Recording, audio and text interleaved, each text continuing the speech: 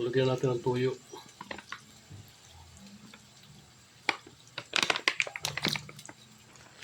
Magic sarap. Baka naman.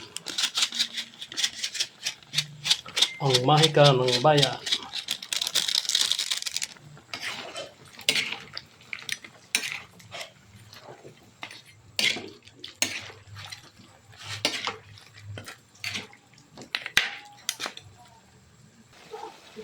Lagyan natin yung ating purong gata, oh. Nakuha natin na ano daw. Yung Suso?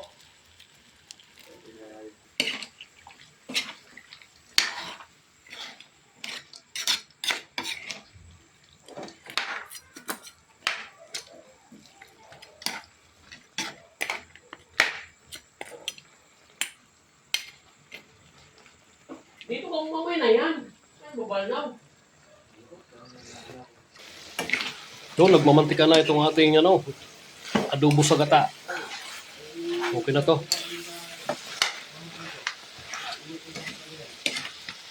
Yummy, yummy. may 3 buwan pa. Kaya ang gawin din eh. 3 buwan.